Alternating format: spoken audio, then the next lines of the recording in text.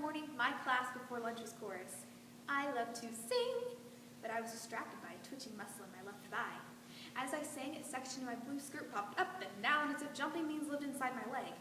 The bell rang. When I started toward my locker, my legs buckled as if I had nothing but cotton inside my skin. I collapsed, scattering my books all over the floor. Dr. Wright came, took my temperature. I need to do a spinal tap on her. He told my parents, "Can you take her to the hospital right away?" At the hospital, I lay on my side. When Dr. Wright got the results, he asked my parents to go into another room. He told them my diagnosis, and they returned alone to tell me. "Baby," Dad said as he stroked my hair back from my forehead, you have polio.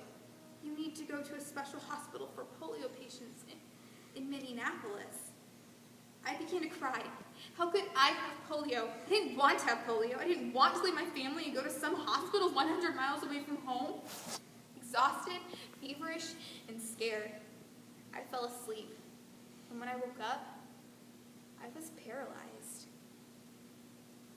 Before a polio vaccine was developed, polio killed or crippled thousands of people each year. The polio virus attacks the nerve cells which control the muscle movements, often causing paralysis and sometimes death. In the story, Small Steps, the year I got polio by Peg Carrot, there was only one case diagnosed that year in Austin, Minnesota, a 12-year-old girl named Peg. As I opened my eyes, I tried to move my arm. Nothing. "Why can't I move?" "You got polio," the nurse said as if that explained everything. "I'll tell your parents about the paralysis." She left me alone in my terror. Don't think about being paralyzed, but the doctor's words played over and over in my mind. The patient is paralyzed from neck down. The patient is paralyzed from neck down. The patient may need a respirator. I roused myself enough to ask, "What's happening?" "We're afraid your lungs may not continue to function on their own." This was bad news. I could not sit up. I could not move my arms or my legs, and it was so hard to breathe. I was burning with fever and far more frightened than I had ever been in my entire life. I not only had polio, I had two kinds of polio, spinal and respiratory. I shut my eyes and I pretended I was dead. When I woke up, I was in a different hospital bed. "There's a call button next to your hand," the doctor said. I tried to push the button, but my fingers remained where they were.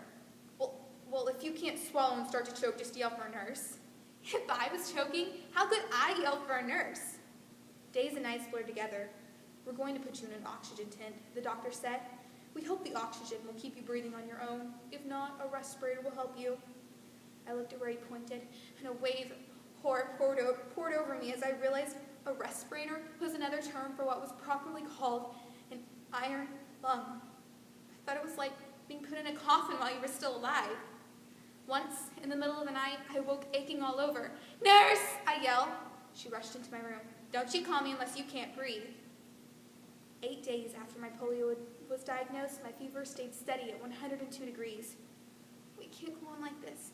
You need more nourishment," Mother worried. "You could have anything you wanted to eat or drink."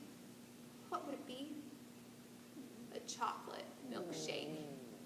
"We can't let her have a chocolate milkshake," the nurse replied. "We'll be back soon."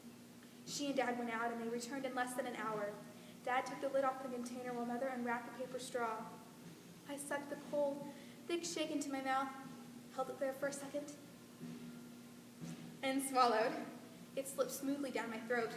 For the first time since I got sick, something tasted good. Within an hour, my temperature dropped. That chocolate milkshake just saved my life. Within days, I could swallow naturally, and the deep, aching pain went away, and it was getting easier to breathe, too. The doctors decided to take me out of the oxygen tent. I could breathe without an oxygen tent. "You are doing great," Dr. Viva said.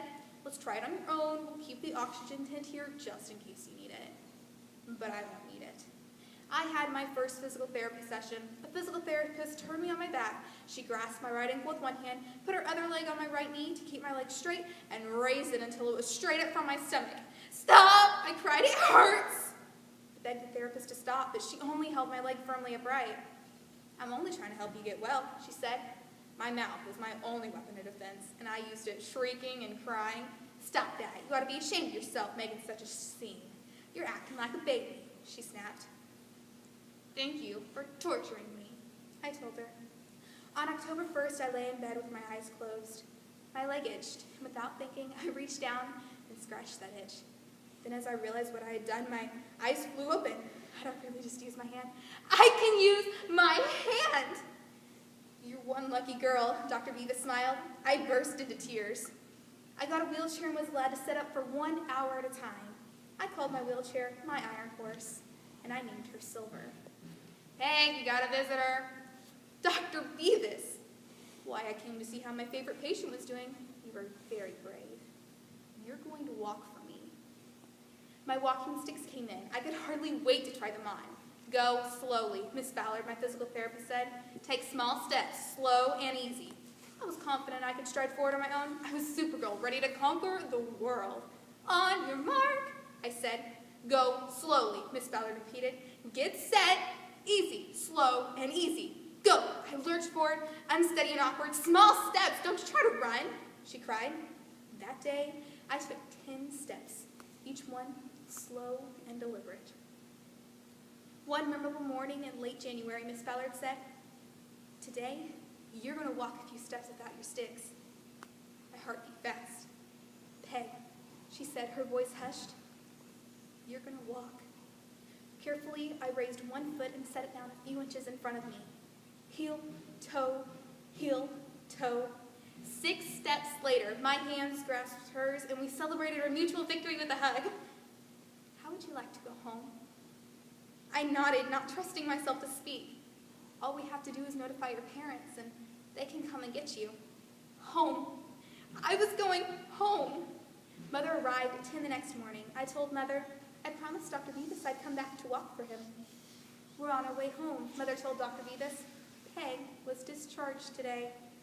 I have something to show you, I said, handing my walking sticks to my mother. Then, smiling triumphantly at Dr. Beavis, I walked across that hospital floor. Head up, shoulders back, heel, toe, small steps.